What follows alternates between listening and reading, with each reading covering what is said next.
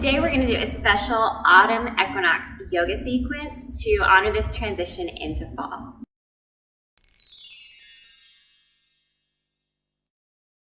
Hi, my name's Mariah. Welcome to Wellthy Boss. Every week I bring you new Pilates, barre, and yoga videos. If you're new, welcome. I would love for you to subscribe so that you can get a new workout or practice with me every single week. Now, today is a special flow. I've put a lot of thought and intentionality into this one, into marking the transition of autumn equinox. So a couple of themes that we'll explore here as we explore what autumn really symbolizes is number one, that sense of safety and connectedness. Fall is a time where we all feel cozy. We want to drink our pumpkin spice lattes and wrap up in plaid. And on a spiritual level, autumn is a time where we are storing up for the harsh winter ahead. No matter where we live in our climate, I think we have that need to kind of feel cozy, feel nested, feel supported, and feel comforted. So fall is all about feeling grounded. So because of that, we'll do several grounding poses, particularly those that tie in with our first chakra, our root chakra, which is all about physicality and basic security and needs. Secondly, we'll be playing and experimenting a little bit with the elements of some splits in our practice, because traditionally fall is thought of as an equal split between day and night. So we'll play a little bit with that. For this practice, you'll need a mat, possibly a block, and then I would also love for you to grab, if you have something available, either a shawl, something nice and warm and cozy, or otherwise a blanket, because we'll just be wrapping up and feeling those elements. All right, let's get started. So let's begin in easy pose. So just a comfortable cross-legged position. And if you have that blanket or shawl, go ahead and wrap it around you, just feeling so cozy and protected from the outside elements. Feel your breath start to slow down, making time for reflection, and for this sense of connecting with yourself. We're going to open this meditation with a quote from Kirsten Nunez from an article I recently read in Bustle. And she says, "Autumn represents the preservation of life and its basic necessities. During this time, animals prepare for the winter by storing food and creating cozy hibernation spaces. Farmers work on their fall harvest by collecting a reserve of crops. We also tend to retreat indoors and focus on cultivating a safe and comforting home. In a way, the autumn season offers us a chance to reconnect with ourselves as we preserve our safe havens." End quote. And I will link to that article below as well. So continuing this deep period of reflection, feeling yourself rooted into the earth, feeling those sits bones making contact with the earth's surface, feeling it stable and solid underneath you.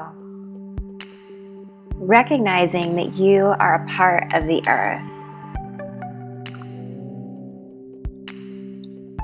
And just as Earth has her seasons, her senses of rhythm, her ebb and flow, so do you. So marking this as a sacred time to transition into a new physical season.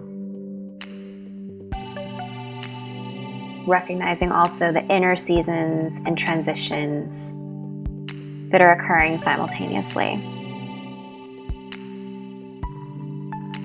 And as we enter into this autumn equinox, connecting even more strongly with a sense of paying attention to detail.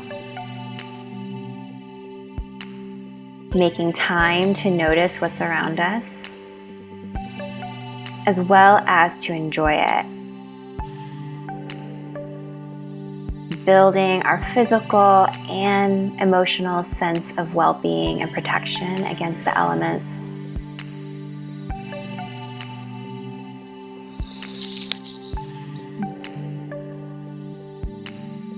and allowing ourselves the personal growth to be that safe haven for ourselves, for those that we love, and for the world around us.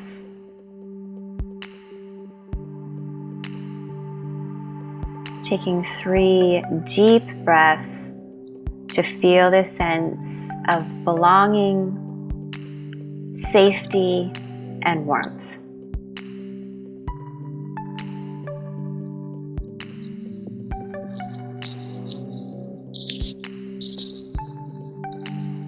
And now allowing those eyes to open. If you're wrapped up in a shawl or blanket, just setting that aside and starting to move into our physical asanas, our physical practice.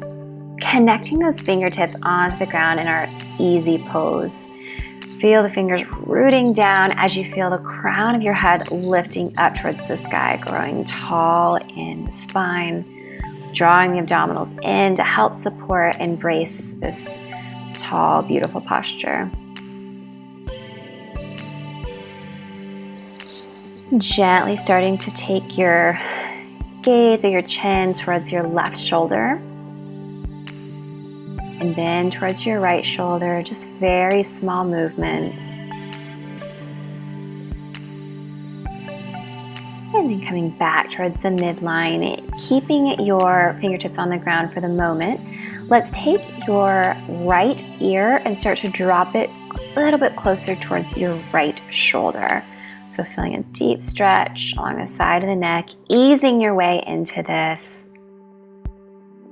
Releasing any type of tension or pressure that might have developed from all of your activity over the summer, whether physical, whether psychological, whether you're holding on to stress from all that you invested this summer or all that you tried.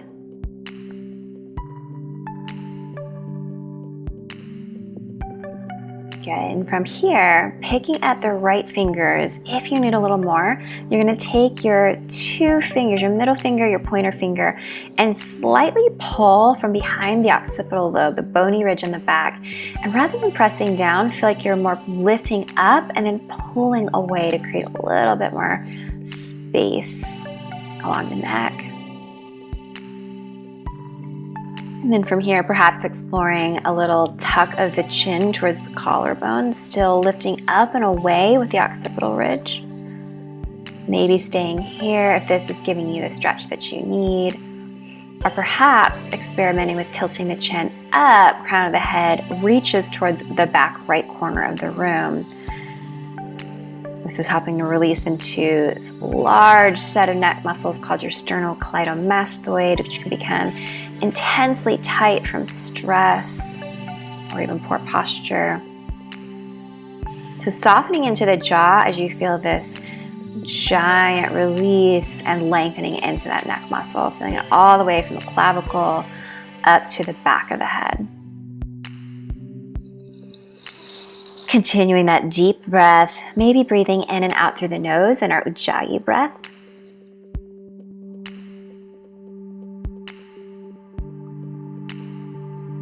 And then ever so carefully, if you have that backward tilt or forward tilt, returning to neutral.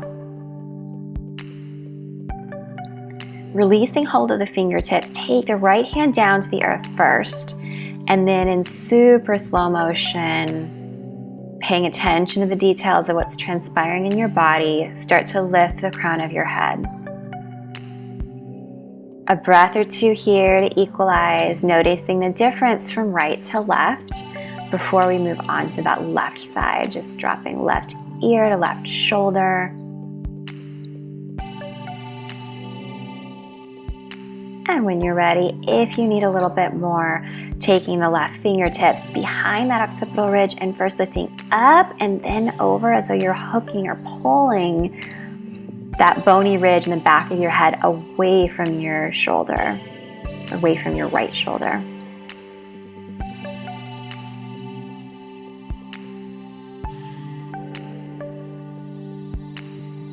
Good. continuing to make that breath silky smooth. Again, softening in the jaw if you notice yourself clenching your jaw to try to protect from the stretch. Just trusting that you're not going to go past that point that's of safety for this stretch.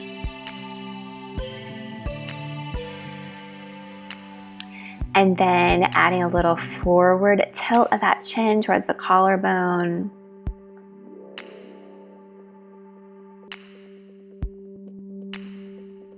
And staying here if this is where you feel the most benefit. Otherwise, you can reach that chin a little bit up towards the ceiling as you reach the crown of your head back towards the left corner of the room. Continue to press those right fingertips actively down towards the ground to create even more length between the two as you ground down with those right fingertips.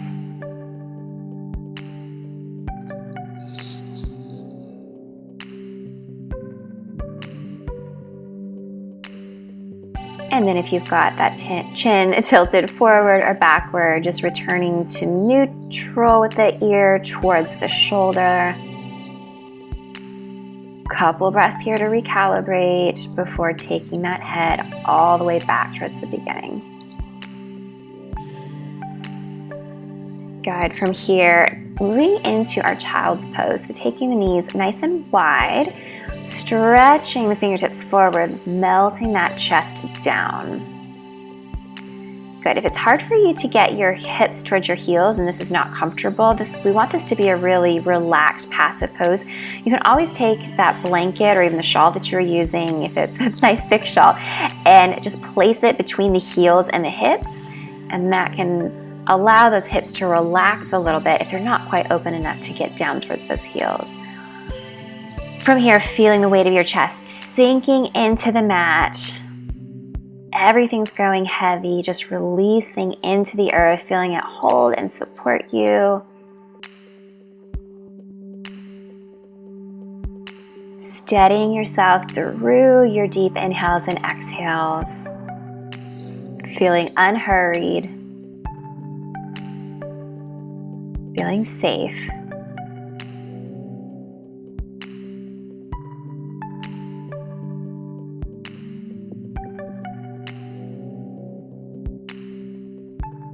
Taking 2 more deep breaths here. Good. And then tucking toes underneath you as we lift the hips, moving into a slightly more active flow just to awaken a little bit of energy in us today. We reach the hips up to downward facing dog. And we'll take our time here. We're going to alternate bending the knees deeply and then straightening them back out. So we'll bend both knees together as we lower the chest closer to the tops of the thighs and then straighten those knees out. Good. Just doing that a few more times, just kind of waking up into that back body. Just feeling some movement in your circulation, just like the movement of the seasons changing. We want to feel some movement in the body as well. Good. And then from here, right leg is going to lift up nice and high. So we're in our 3-legged splits. We want to keep the hips squared off for this initially, so that left hamstring and calf muscle is really feeling this, particularly in the calf. So belly button is facing straight down towards the ground. Good. And then we're going to add a little bit of strength work here. Feel free to skip it if you're not feeling an active practice today. But I'm going to move forward into a plank position, keeping that right leg off the ground, just kind of hovering above the ground. And then I'm going to press back to that 3-legged down dog, or your half splits. Good. We're going to continue moving through that cycle. Inhale, rocking forward to plank. And exhale, reaching back to that downward facing dog, 3-legged down dog. So this 3-legged down dog, we often call our 3-legged splits, because we have our legs moving towards a splits position. And this is a highly symbolic set of poses to do during this time and with the autumn equinox, because the autumn equinox is typically considered or honored as being an equal part day and night. So we have an equal split of day and night, representing balance with the elements, balance in our bodies. So we're just going to have a little fun with that by celebrating through some different variations of our splits today. Obviously, depending on our flexibility, we may not have equal splits in our legs, and that's totally okay. Just honoring the spirit of the tradition. Good. Good. Last one, we're going to rock it forward into that plank. And then keeping that right leg up, we're going to start to walk the hands in about halfway only. From here, transitioning the left hand right underneath the left shoulder. Then we're going to open up and stack those hips. So the right hip comes on top of the left hip. We open the belly button up to the side wall as we come into our half moon, Ardha Chandrasana. So from here, we're anchoring down with the left foot and the left hand. We're reaching up. So again, just kind of almost a variation of our splits, and playing with that sense of balance. So balancing being rooted down to the ground versus reaching up for the ends of the earth. Good. And then, of course, on a physical level, challenging that sense of proprioception so our body becomes better at that sense of balance and supporting itself through shaky types of situations. Good. And then we're going to rotate that half moon. So from here, right hand comes down. Those hips are going to have to square in order to make room for this. So belly button faces down to the earth. Now play with taking the left hand up to the sky. Yes. So you've got a deep twist going on here. The more you pull the belly in, the deeper engagement you'll get to get a little bit deeper into the twist. We're still thinking about having a nice long flat back if possible. Yes. And the right toes are just facing straight down towards the ground now. That's going to help you feel a little bit more balanced. Yes, so good. And then gently unwinding. So you're going to take that left hand down to the ground, walking hands a little bit further forward. Now keep that right leg lifted. And this time we're going to keep those hips stacked, just like they were in the half moon, but we'll walk the hands forward until we're in three-legged splits again, this time with that top hip open, so belly button's pointing out to the side, just enjoying the really nice length here. If that's feeling good and you want to play with opening the hip even more, you can certainly bend into that right knee, just opening the hip, maybe inviting any little sense of organic movement here that the body might be asking for. And then returning to the three-legged dog. So right leg extends long behind you again. We're going to rotate the hips down towards the ground. Good. And then let's take the right leg down, finally. Before we do the other side, we're going to walk the hands in. So just walk the hands in until you're in a forward fold. You can bend into the knees if your hamstrings are feeling tight. Otherwise, we kind of start to work them towards straight as we grab hold of opposite elbows coming into our ragdoll. So just swaying back and forth here, feeling the feet rooted down into the ground, imagining the tips of your elbows and the crown of your head just flowing freely, almost like a weeping willow, just kind of balanced over, reaching towards the earth, being held and supported by that strong foundation of the tree trunk. Good. And then from here, reconnecting those hands onto the earth, starting to walk the hands out back into a downward facing dog. This time it's the left leg that lifts high to the sky. So that three-legged splits, remember, we are starting with the hips facing down. So belly button is facing down. That left hip is just as low as the right. You're actively pressing your chest towards your thighs or towards the ground. Fingers are wide to protect the wrists. We're continuing that deep, steady inhale in and out through the nose. And then from here, starting to rock that weight forward. So shifting into our three-legged plank. So shifting shoulders over wrists. And then you'll stretch it back into that three-legged dog. So remember, the hips are staying squared this whole time. So we'll move through a few cycles of that. Good. Changing direction with your body as you change direction with your breath.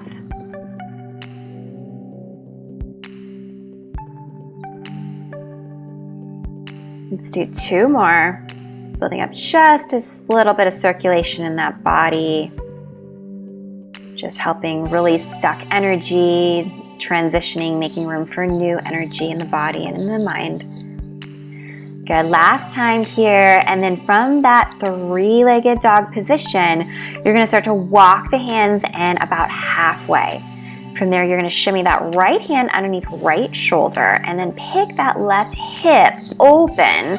So that left hip now is above the right hip. Your belly button is facing towards the left wall, and then left hands reach up towards the ceiling. You can flex into that left foot. It's gonna help you feel a little bit more balanced and secure. And you can always have a block. I'm sorry I didn't mention it on the other side, but if that ground feels pretty far away from you, just have a block underneath that hand. And that can help you really get a little bit more aligned and find that full proper alignment without having to worry about struggling to reach the earth. Good. One more deep breath here. And then we're going to take that left hand down, moving into that reverse half moon. So left hand down, rotate. See if we can reach those right fingertips up towards the sky. So hips are now squared. Really flex into that back foot. The standing leg has to be so rooted and grounded, just like a tree trunk. If a tree trunk's roots are not, really connected very well into the ground, everything's going to fall apart from there. And this practice is all about the root chakra and finding our deep foundation into the earth so that we have more freedom of expression. Nice.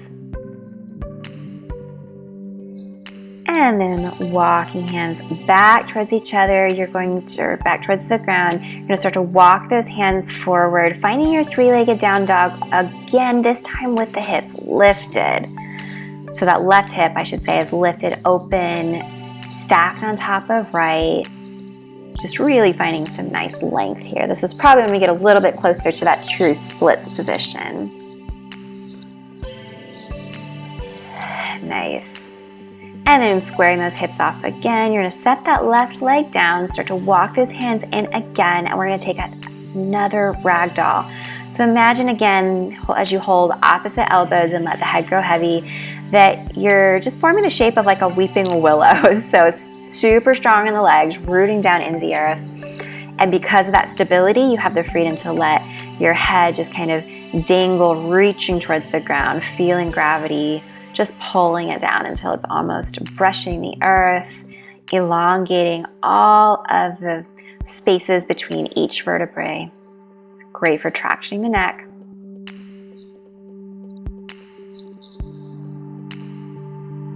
Good, and then from there, we're going to reach down into another child's pose. So we just take the knees all the way down onto the ground, chest melts forward through the thighs, and press it all the way down. So after we played with a little bit of a balance challenge where we may feel a little shaky, we again reconnect with that sense of total grounding, total protection, just being received by the earth.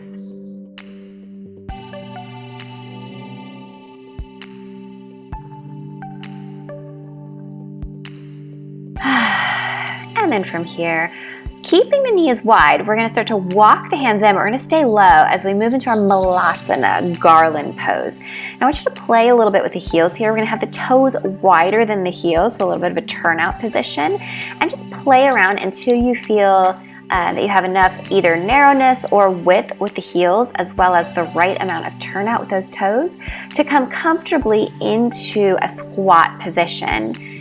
If you can't find that no matter where you place your feet, you're more than welcome to take a block on either the lowest setting or maybe the medium setting and just set that right underneath your tailbone, just like you're almost like a chicken sitting on an egg here. And that can help take a little bit of the stress out of the joints by absorbing some of the weight of the body. From here, we feel this deep opening. Malasana is a favored pose for connecting with the root chakra, which is, again, everything that has to do with safety and basic necessity and physicality. So reconnecting here with your breath, maybe taking hands to palms, opening the elbows against the inner thighs to deeply rotate externally rotate the hip bones. This should feel really nice. It's a great release for the low back. And then from here, we're going to add a little bit more of a dynamic element to it. So taking hands down onto the earth, we're just going to lift the hips up until we're in that forward fold. wide leg forward fold, and then take the hips right back down into garland. We're going to do this a few more times. Again, just creating a little bit of movement in the body, transitioning, circulating the blood. Just imagining that oxygen and blood that's circulating through your body as we add this element of movement is just like the wind maybe rustling through the autumn leaves. Here's 3. Let's find 2 more, just easy movement. And then coming all the way down into that garland pose. We'll hold this again for a few more breaths. Allow those eyes to close as we feel so rooted and connected to the ground. Imagine that your feet have roots that are just sprouting and shooting through the upper layer of the earth's surface, connecting you to everything that's gone before, and making you feel safe through everything that is about to change.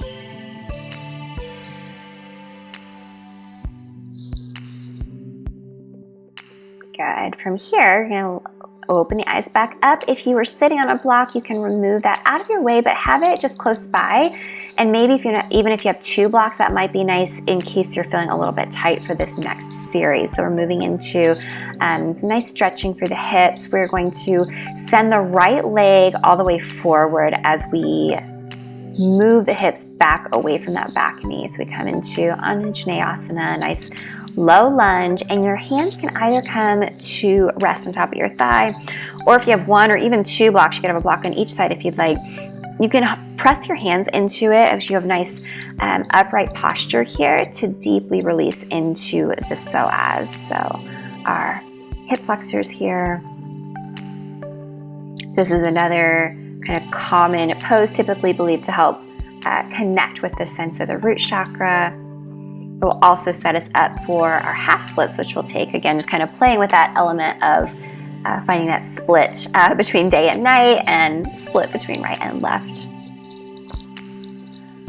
Good. Now from here, we're going to take take one hand to the inside, opposite fingertips reach up to the sky, taking a little bit of a rotation here. Let's find this for 1 more breath.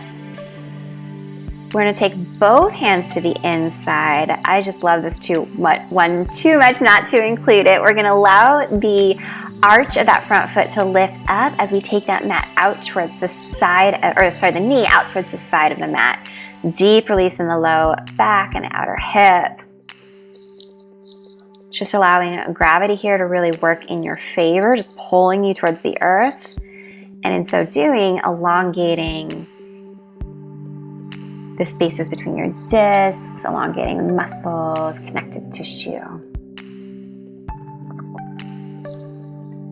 Perfect. Now from here, we're going to take 1 hand back out to the outside of that foot, and then start to move the hips backward in space as you straighten in the front leg. The front toes will reach up to the ceiling, and here's that half splits we were talking about. So we're folding back towards the back edge of our mat. Or if you want to start to play with full splits, if full splits are in your practice. To be honest, I haven't done these in a long time, so we'll see how far I go into them today. Definitely don't want to force that one. And again, you can have blocks on either side of you as you ease your way into this shape. That's always a good idea too. Finding deep, deep breaths. So again, just kind of easing into this pose like you're easing into a hot bath.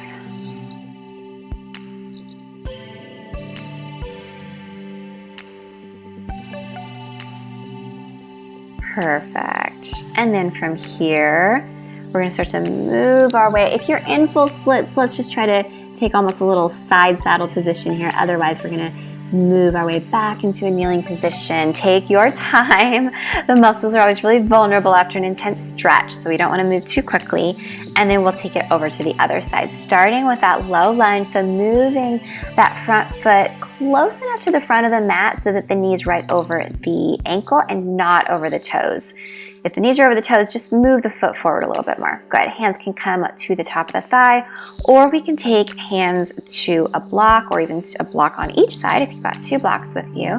We're going to try to lift the chest though, so we stay upright in the posture as we ease our way down towards the earth with those hips. Make sure that you're maximizing through the circulation of your breath.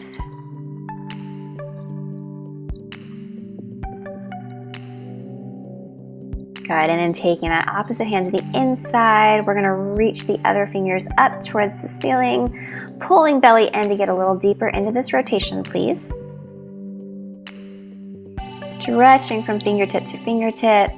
And by the way, your hand can be on a block for this one too. If that ground is feeling a little too far away from you, it can be on any height of the block's settings.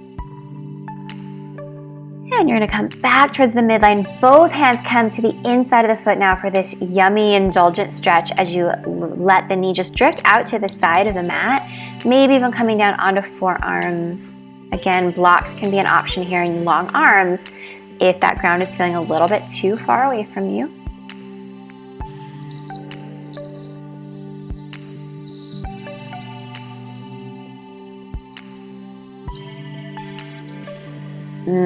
I love this one. And returning hands upright, you're going to take one hand to the outside, so hands are framing the foot.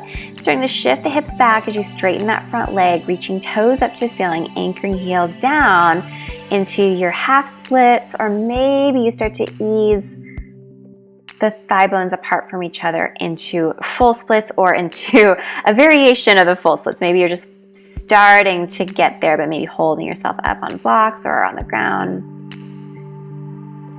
Let's try to stay just upright with a posture though. So even if we are leaning the chest forward, we're taking the spine really long. So we're avoiding rounding in the back essentially. Good, finding a few more deep breaths here. Melting the muscles around this shape.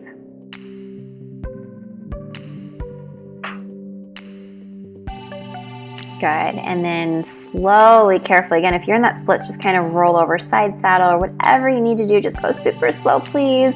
And then we'll return to hands and knees. Perfect, and then just press your weight back. We're gonna come into a seated position and lie all the way back down onto our mats for our Shavasana. So again, if you've got that blanket, something to cover yourself up with, let's go ahead and get super cozy here, almost like we're hibernating, getting ready for the winter. And you're gonna take up a lot of space, allow those palms to go face up. And just feel yourself easing down into that mat. So as the nights start to become longer, the day's a little bit shorter, we honor the natural seasons of light and the light's natural cycles by giving ourselves a little bit more rest. Studies definitely indicate that our body's melatonin production and kind of signals for sleep definitely do change and are intended to change with the seasons. So we try to honor that, even though we have artificial lights and technology that can keep us up for all hours of the day and night. Biologically, we're still programmed to need a little bit more rest during these darker seasons. So just finding that rest now.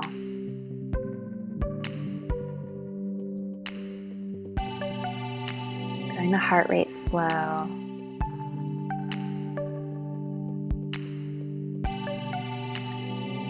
Imagining yourself like in a hibernation's cave or nest.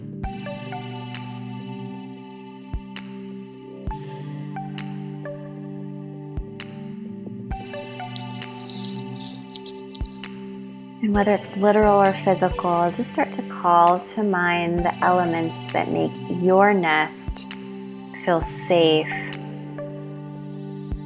protective, and cozy.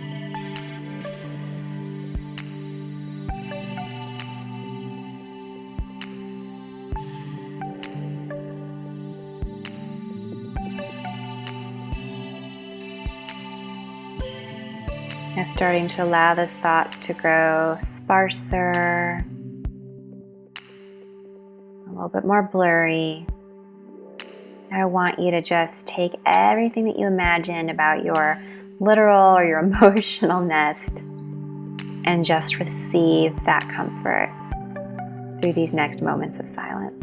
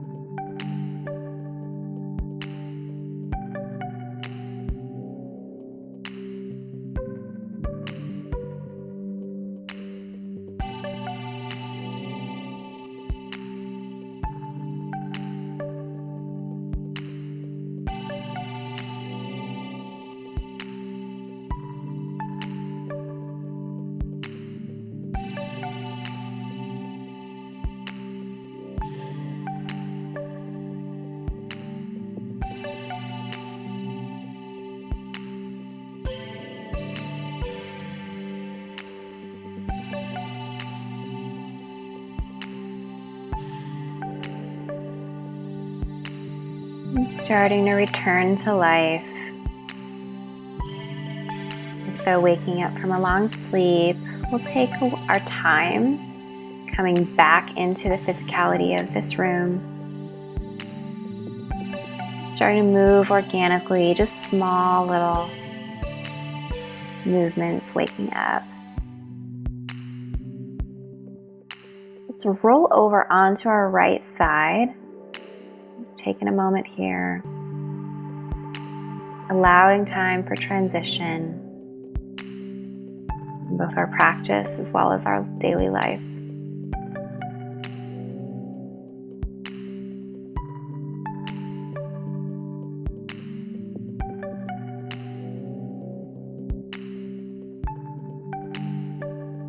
Honoring our bodies and our spirit's needs for ritual, for rhythm, and for seasons.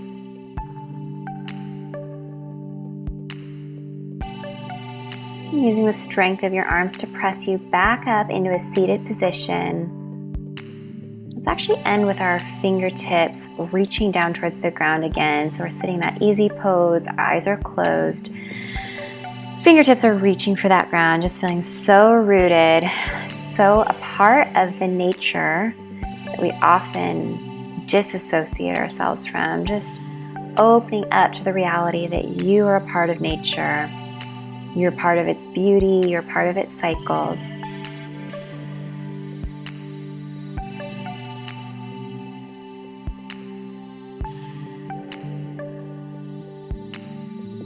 And as we transition into this autumn season, ushering in all of its gifts. Namaste.